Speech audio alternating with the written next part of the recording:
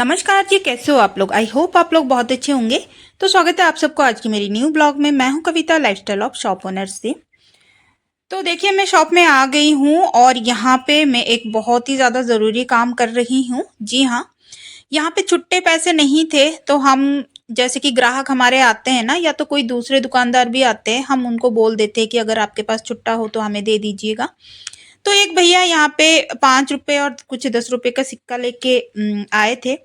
तो इसको मैं सुबह तो गिन नहीं पाई थी, तो अभी थोड़ा सा समय हुआ तो इनको मैं काउंट कर रही हूँ। तो देखिए, छुट्टा रखना किसी भी किराना स्टोर के लिए बहुत ही ज़्यादा ज़रूरी, मतलब उतना ही ज़रूरी है जितना दुकान में सामान का स्टॉक है। क्योंकि छुट्टा हो तो ना सिर्फ लेन देन में दिक्कत आती है अगर छुट्टा ना हो, बल्कि ग्राहक भी नाराज होकर दूसरी दुकान चला जाता है। तो कई बार छुट्टा देना सिर्फ पैसे का लेन देन भी नहीं होता है, वो एक भरोसा का निशानी भी होती है। तो जब दुकानदार सही पैसे लौटाता है ना, तो ग्राहक के मन में एक बात बैठ जाती है कि ये दुकान वाला ईमानदार है। तो छुट्टा रखना बहुत ही ज़्यादा ज़रूरी है। और देखिए, किराना स्टोर चलाना आसान भी नहीं होता है। हर दिन सैकड़ों ग्राहक आते हैं, कोई दूध लेने आता है, कोई दाल तो कोई नमक।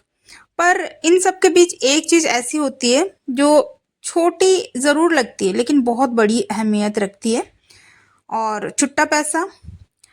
तो अक्सर ऐसा होता है कि ग्राहक बड़े नोट्स का भुगतान करते हैं और जब दुकानदार कहता है भाई छुट्टा नहीं है, तो बस वही पल दुकान की सबसे बड़ी मतलब परीक्षा उसी टाइम ही होती है।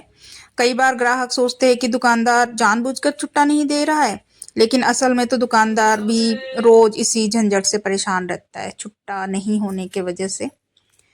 तो यहाँ पे मैं सारा जो भी छुट्टा पैसा, कुछ 5 रुपए के सिक्का है और कुछ 10 रुपए के सिक्का है, तो यहाँ पे मैंने काउंट कर दिया। 5 रुपए का 100 पीस है और 10 रुपए का 10 पीस है। तो यहाँ पे 600 हो गया टोटल, और उसको मैं वापस से वही बॉटल में डाल दे रही हूँ। कुछ तो मैं जो जिसमें छुट्टा रखती हूँ ना, रेड वाला जो हमारा एक बॉक्स है, तो उसमें मैंने कुछ रख दिया और कुछ वापस में इसी बॉक्स में मैं डाल के रख दी हूँ। क्योंकि वो छोटा सा रेड कलर का वो एक कटोरी टाइप का है, तो उसमें पूरा भर जाता है। तो जब वो कम हो जाएगा तो ये जो बॉटल वाला छुट्टा मैं निकालूंगी। तो अभी मैंने सारा काउंट कर दिया और 10 के सिक्के भी काउंट कर दिया, इसको भी मैं रख दूंगी। और यहाँ पे मैं ये सर्दी का मौसम आ गया है तो च्यवनप्राश आ गया है स्टॉक में स्टोर में, और सर्दी के मौसम में सबको थोड़ा थोड़ा च्यवनप्राश बहुत ज़रूरी है लेना। ये हमारे इनर जो हेल्थ है उसके लिए बहुत ज़्यादा ज़रूरी है, हमारी इम्यूनिटी को बूस्ट करता है, प्लस हमें स्वस्थ भी रखता है इस मौसम में। तो यहाँ पे मैंने इनको रख दिया। पूरा पेटी आई हुई थी लेकिन एक दो पीस में रखी थी बस एंट्री करने के लिए। तो दही का जो सप्लायर है, ये भैया भी आ गए हैं अभी स्टोर में। तो दही का स्टॉक था तो ओनली उन्होंने पनीर दिया, 5 पीस पनीर खुद ही वो डीप फ्रीजर में रख दिए और पैसे लेके अभी चले गए। सबका अपना अपना काम होता है। सप्लायर भैया जो सप्लाई डेली वो सुबह सुबह निकल जाते हैं, हर एक स्टोर में देते हैं। तो भैया चले जाने के बाद मैं एक बार गई। देखिए, आप आंख बंद करके किसी पे भरोसा नहीं करना है। उन्होंने बोला 5 पीस रख दिया और 5 पीस का पैसा ले गए, इट मीन्स आपको वो जाके प्रॉपर चेक करना है। तो मैं यहाँ पे जा रही हूँ चेक करने कि 5 पीस है या नहीं। तो मैं एक एक करके यहाँ पे चेक कर ली। और एक चीज़ आपको हमेशा चेक करना है, एक्सपायरी डेट। कभी कभार जब दूध या ब्रेड या पनीर ऐसे पीस दे देते हैं ना, तो कभी कभार क्या होता है ना, एक्सपायर्ड पीस भी दे देते हैं। तो आपको एक्सपायर भी ज़रूर चेक करना है, एक्सपायरी डेट। तो यहाँ पे देखिए 3 दिसंबर 2025 तक इसका डेट है। तो इसको मैंने रख दिया। कुछ पीस हमारा पुराना पड़ा था। तो देखिए, हर दिन कुछ ना कुछ हमें नया सीखने को मिलता है। तो आज कुछ दुकान में ऐसा हुआ कि हम सोच भी नहीं सकते, बहुत बड़ी एक कांड हुआ मैं कह सकती हूँ। क्योंकि देखिए, यहाँ पे ये जो सनातन ज्योत संस्था है, इन्होंने ये भगवान जी का एक देके गए हैं इसमें। तो जिसका जो भी श्रद्धा होता है दान पात्र में यहाँ पे डालते हैं। हम भी डेली बेसिस पे डालते हैं। मैं कभी कभी 10 रुपया, कभी 5 रुपया, कभी 1 रुपया, जैसे भी मेरा मन श्रद्धा हो वैसे ही मैं डालती हूँ। कस्टमर भी हमारा डालते हैं। तो इसमें देखिए ऊपर यहाँ पे जहाँ पे कागज चिपकाया गया है ना, यहाँ पे एक बारकोड था।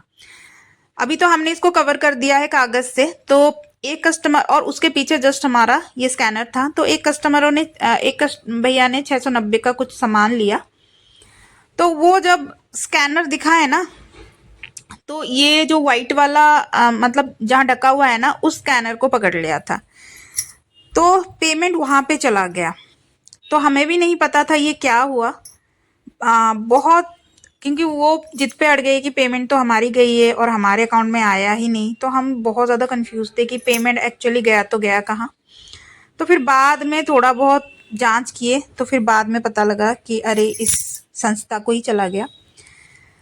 तो वैसे तो हमने उस कस्टमर को बहुत प्यार से ही हैंडल कर रहे थे। वो भी बहुत सपोर्ट कर रहे थे।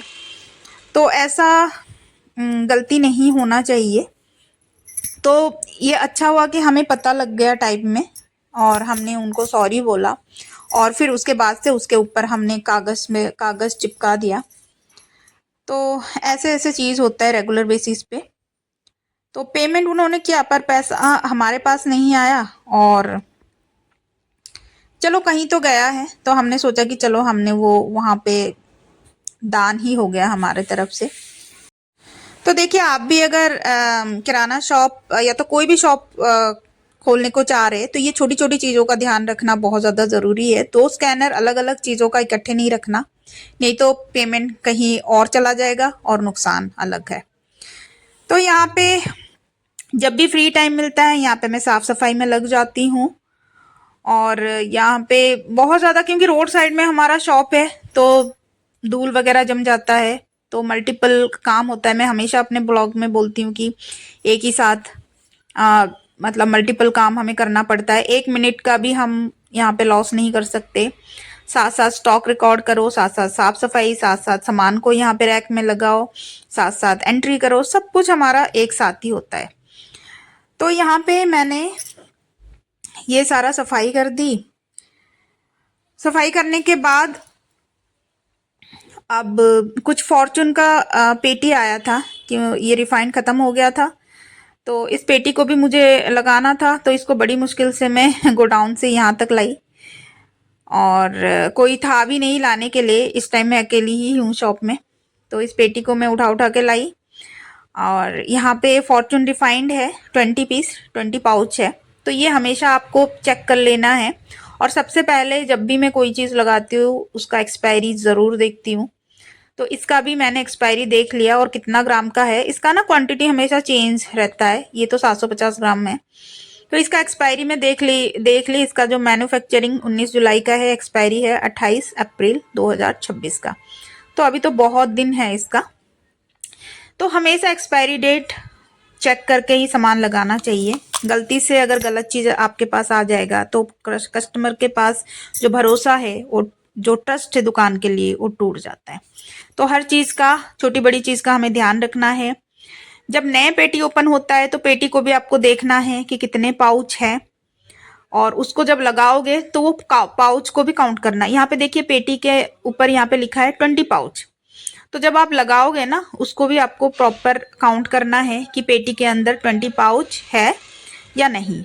तो यहाँ पे जब मैं लगाती हूँ ना एक एक करके सारा काउंट करती हूँ। अगर नहीं, मतलब उसमें कम ज़्यादा हुआ ना, तो ये सारा आपको जहाँ से आपका प्रोडक्ट माल आया है वहाँ पे आपको कंप्लेन करना है। ठीक है। तो ये च्यवनप्राश कुछ आया। तो वो पेटी में ऐसे कुछ तो मैं काउंटर टेबल में रखी हूँ क्योंकि उसको एंट्री करना है मुझे। और ये पेटी कुछ इस तरीके से आया है। हमारा इस सीजन का च्यवनप्राश फर्स्ट च्यवनप्राश आया है। पिछले साल तो आया था, बीच में गर्मी में हमने लाना बंद कर दिया। वैसे गर्मी में तो कोई च्यवनप्राश उतना नीड भी नहीं था, उतना डिमांड भी नहीं था। तो देखिए ये 3-3 का बॉक्स जो पैकेट है इस तरीके से पेटी के अंदर आया है। 12 पीस आया है। तो इसको मैंने अच्छे से एंट्री कर दिया। एंट्री करने के बाद डिस्प्ले रैक में इसको मैं लगा दूंगी अच्छे से। तो देखिए किराना शॉप में रेगुलर बेसिस पे यही काम होता है। जितना माल आएगा उतना माल निकलना बहुत ज़्यादा ज़रूरी है। जितना तेज़ी से हमारा माल निकलना चालू होगा, इट मीन्स हमारे स्टोर का ग्रोथ उतना तेज़ी से हो रहा है। तो इस तरीके का रेगुलर बेसिस पे हमारा काम होता है। जो भी स्टॉक है उसको रेगुलर बेसिस पे चेक करना है, उसका एक्सपायरी डेट प्रॉपर वे में चेक करना है, और सामान साफ सुथरा अच्छे से स्टोर में रहना चाहिए। धूल मिट्टी नहीं जमना चाहिए उसमें, क्योंकि खाने पीने का सामान है ना। तो ये देखिए, एक इतना सुंदर लग रहा है ये रस्क। इसके ऊपर भी कुछ लिखा है, मिल्क आटा। तो यहाँ पे मेरा बाबू भी स्कूल से आ गया है, और समय का पता भी नहीं लगता कब स्टोर में आती हूँ, और काम करते करते समय बीत जाता है, पता ही नहीं लगता है। तो दोस्तों, आज का ब्लॉग यही तक है। आई होप आज का ब्लॉग आपको पसंद आया होगा। वीडियो पसंद आया है तो एक लाइक ज़रूर कर दीजिएगा, और चैनल पर नए हैं तो सब्सक्राइब ज़रूर कर दीजिएगा। तो दोस्तों, मिलते हैं नेक्स्ट ब्लॉग में। तब तक के लिए अपना ध्यान रखिए, स्वस्थ रहिए, मस्त रहिए। नमस्ते।